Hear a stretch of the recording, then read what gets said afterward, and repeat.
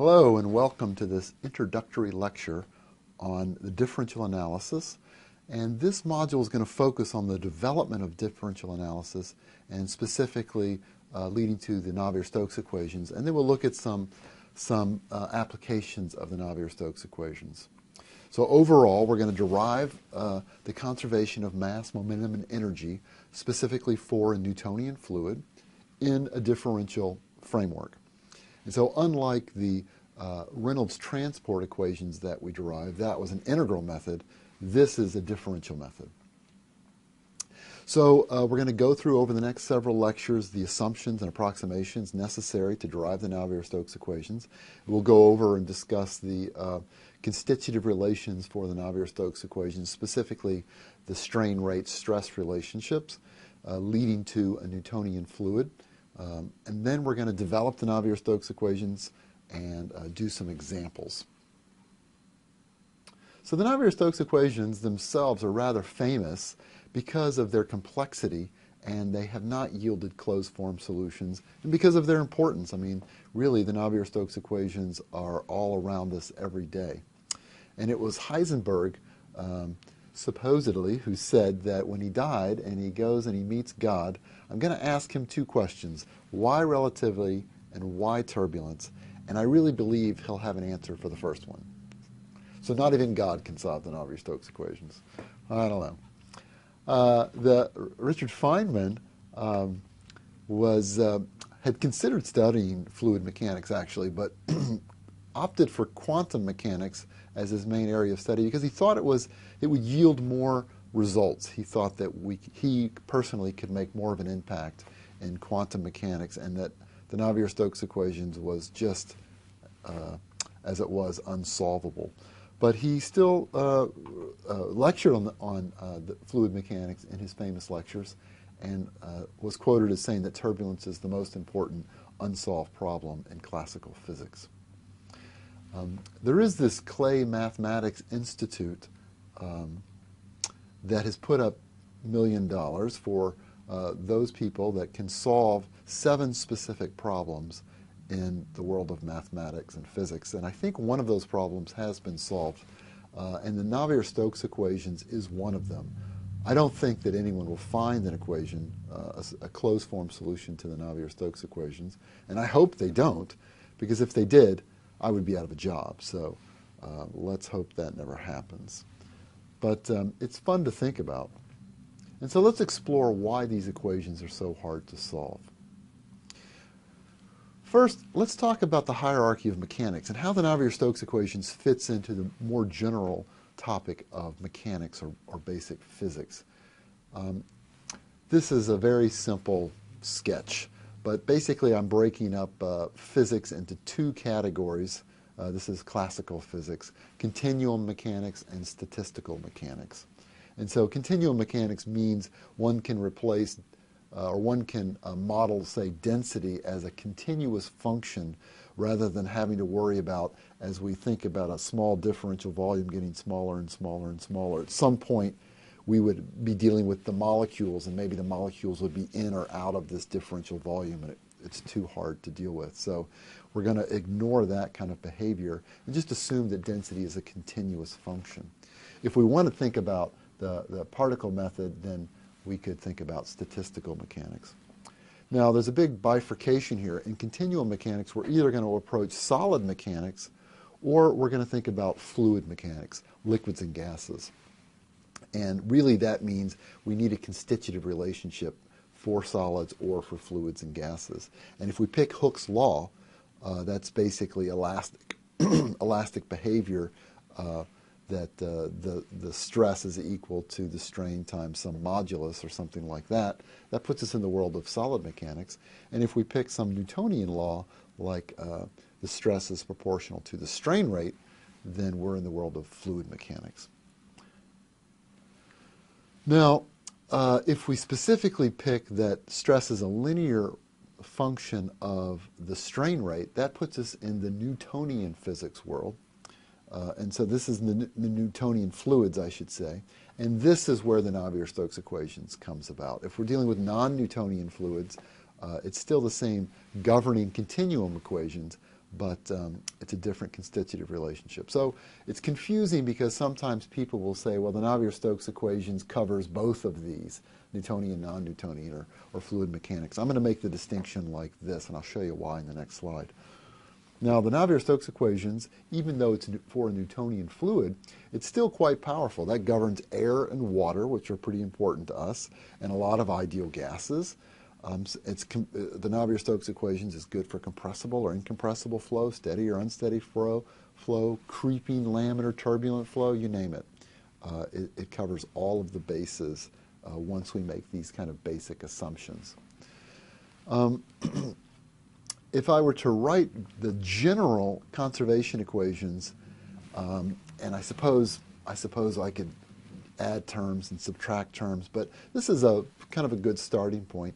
I've got my conservation of mass equation here, and then really, if you focus on this conservation of momentum equation, what it comes down to for the demarcation of solids or liquids is that term right there. How am I going to handle this stress tensor? And if for a solid, as I said, we'll put in Hooke's law right there. And for a liquid, we're going to put in Newton's law. That's really the difference. So you should zoom in on that term when you're shown these equations to see what we've put in.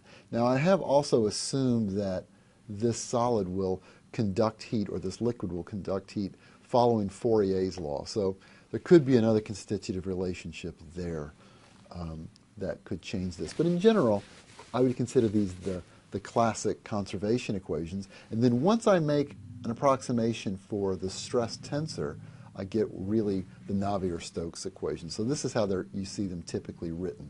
This is that term here that I just pointed out. That's the stress tensor for a Newtonian fluid.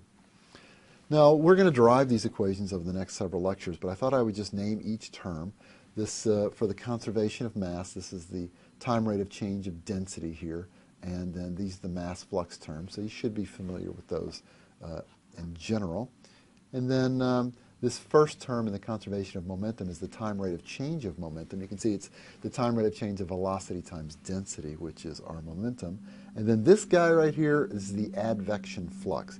You might also see it called convection.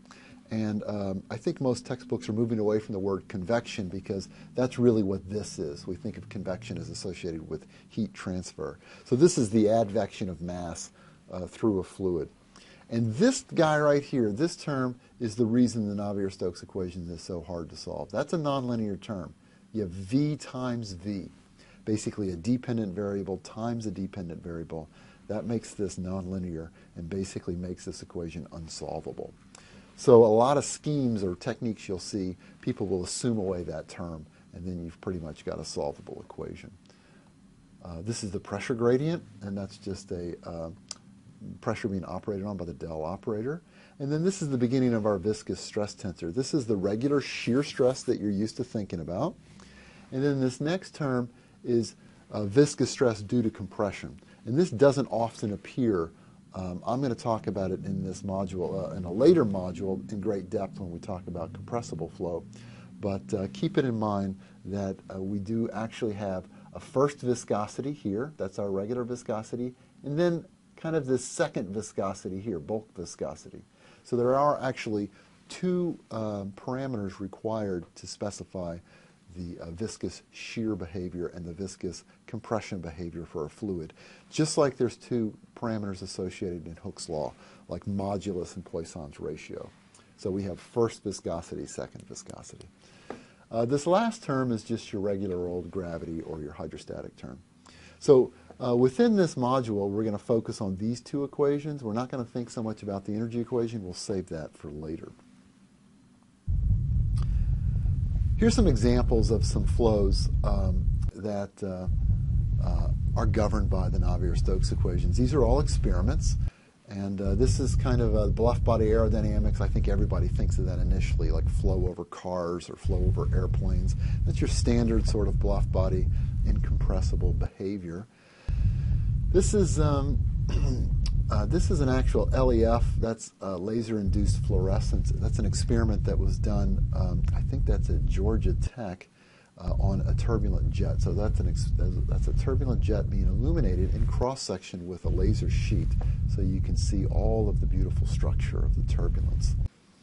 This image down here is actually the Kelvin-Helmholtz instability. This is an experiment at Cambridge University where they have two layers of fluid, and you can't tell initially, but one layer is flowing over the top of the other layer, and it induces this instability, the Kelvin-Helmholtz instability, which grows and eventually transitions into turbulence. This is a very hard problem to solve. There's lots of nonlinearity in this problem, and it goes from one that we can kind of initially solve to one that evolves in time to involving these nonlinear terms to the point that they govern the equations and we can't solve them. So, a fascinating problem. And then this, obviously, is some sort of large-scale nuclear explosion. And I'm fascinated by nuclear explosions. I don't know why. I could watch them all day on YouTube. But I think the reason is because it's a flow field that is very large. And so as it's large, it means we can see the structure of the turbulence very easily, just with your eye, right? Unlike this jet experiment where we needed a laser and then some sort of fluorescing material so that we could visualize it or image capture it. The nuclear explosion is all there. It's a compressible flow. It's a highly reacting flow. And so it's a very difficult, interesting problem to work on. And you can see this beautiful flow structure right here in this flow field that's just phenomenal. And so with the Navier-Stokes equations, we can tackle all of these problems. And the Navier-Stokes equation is an exact solution to all of these problems. We just can't find this solution. No one has solved the equations yet, which I find really kind of interesting. So the way forward really is computational fluid mechanics, where we take the Navier-Stokes equations and we discretize them and solve them on a small mesh. And so here's some examples. The one here in this corner is your basic sort of aerodynamics flow solver where I've got an airfoil in there and you can see the viscous shear layer on top and the boundary layer formation and the boundary layer formation on the bottom. And you can see the wake deficit, the deformation in the wake, which leads to the drag of the airfoil.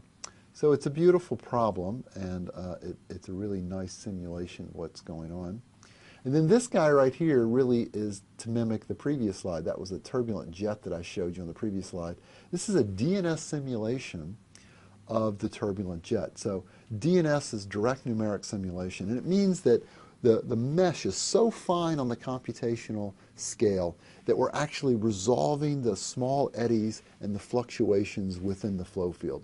That takes an incredible computational power to do that, to have those millions and millions of mesh cells that you would need to resolve all the way down to the Kolmogorov length scale. In other words, the very bottom of the turbulence scale, which thankfully is still above the continuum scale.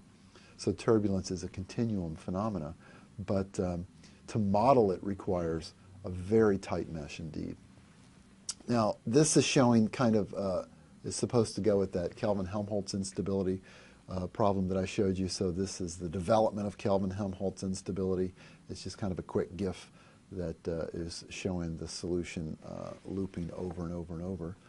And as I mentioned, the Navier-Stokes equations is really broad-reaching. You know, the solution to atmospheric flow is a solution to the Navier-Stokes equation. The solution to flow in a pipe carrying water is a Navier-Stokes problem. So it has a wide range of applications. And this is showing a simulation of the entire atmospheric boundary layer under the influence of radiative heat transfer. So really a broad scope of problems we can address. So sit back and enjoy the next few lectures about the Navier-Stokes equations and their development, and let's get started.